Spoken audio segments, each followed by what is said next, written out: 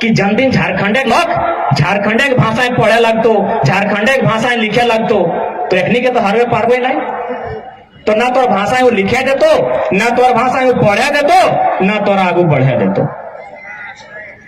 विनोद बाबू के कोई साथी अगर हो ना तो ओकरा पूछिया, विनोद बाबू हमेशा कहा कि झारखंड तो 2 दिन अलग कर देवो, तो आज को हमें 2 दिन झारखंड अलग कर देवो। लेकिन एक बात बताओ, झारखंड चले तो के? झारखंड तो हमें 2 दिन अलग कर देवो, लेकिन एक बात बताओ, झारखंड चले तो के? कहे कि तोर लोकवा ना हो, विधायक तो बन जेतो, विधायक तो तोनी बन जीवे, कहीं तोर लोग वोट दिए पड़तो। लेकिन कई गो तोनी पढ़ल लिखल हैं, कई गो तोर जज हो, कई गो तोर वकील हो, कई गो तोर कलेक्टर हो, चले तो के झारखंड? आज भी ऑटे है, आज भी ऑटे चल रहा है, चले तो के झारखंड? विनोद बाबू रांची दिखे जाना ना, ऐसा तो नहीं ना कि विनोद बाबू धनबाद बोकारो में रह गए, गोटे झारखंड जाना है। तो विनोद बाबू एगो लाइन कहा ला, पढ़ो और लड़ो। सुना लगा, पढ़ो और लड़ो कहा ला, इधर पढ़े खूब पढ़ला, बेटा छो भी पढ़ला और बेटी छो भी, लेकिन जखन लड़क बाड़ी एले मुर्गा लड़े थो। सच्चाई लगा है, बहुत नुकसान भला इगला में, आज बहुत नुकसान हमने भला है। कारण है कि हमने कभी पढ़े में ध्यान ना दिली, हमने लड़ने तो गलत जगह में लड़ ले, भाई भाई में एक बित्ता जमीन खातिर लड़ गए, गोतनी गोतनी गहना खातिर लड़ गए। तो विनोद बाबू ये लड़ाई नहीं कहा रहा है। विनोद बाबू कहा ला, जखन माटी रोटी बेटी, जखन भाषा संस्कृति, जखन अस्मिता पे संकट है तो तखन लड़ना है। आज खातिर कहा ला विनोद बाबू कि तोरा आज लड़ना है।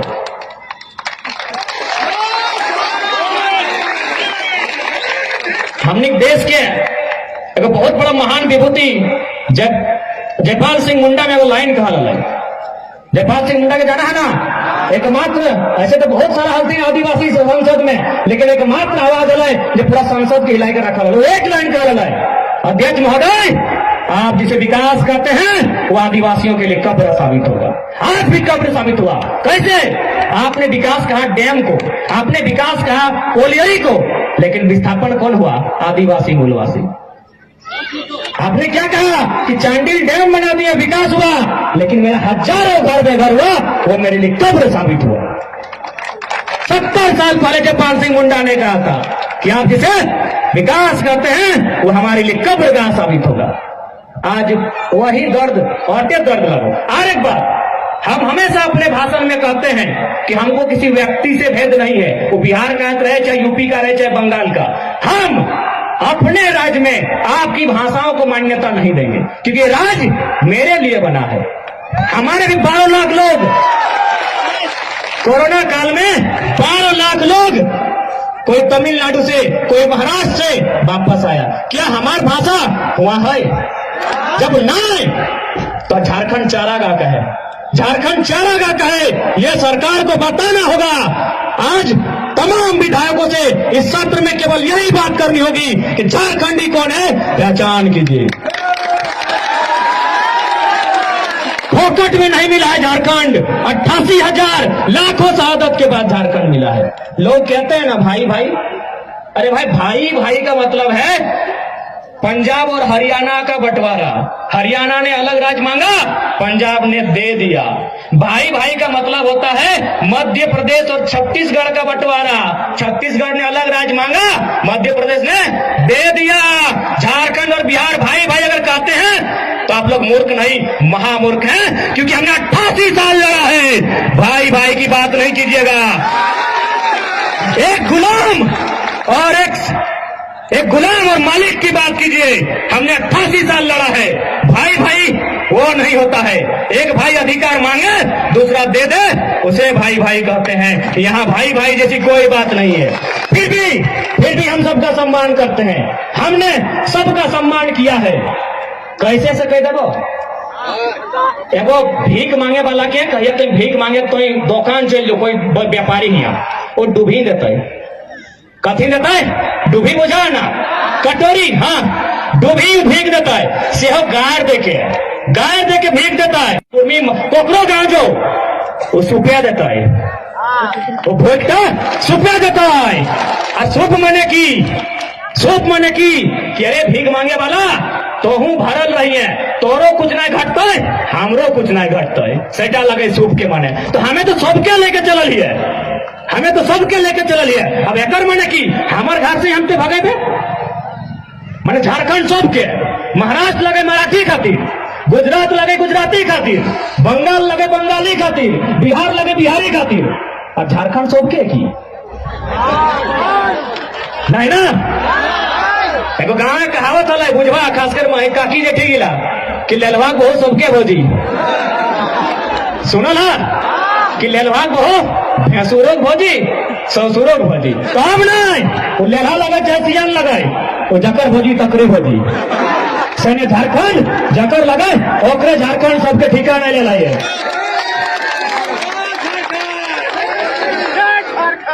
लोग बहुत सारे लोग कहते हैं, लोग संविधान की बात करते हैं, अनुच्छेद 19(6) का हवाला देते हैं कि अनुच्छेद 19(6) में लिखा है कोई कहीं भी जाके रह सकता है, व्यापार कर सकता है, कमा सकता है, खा सकता है। लोग कहते हैं, थोड़ा दो चार लोग पढ़ा लिखा लोग बोलता है कि तुम लोग झारखंड बिहार यूपी बंगाल में कहे भेद कर रहा है, कोई कहीं भी रह सकता है।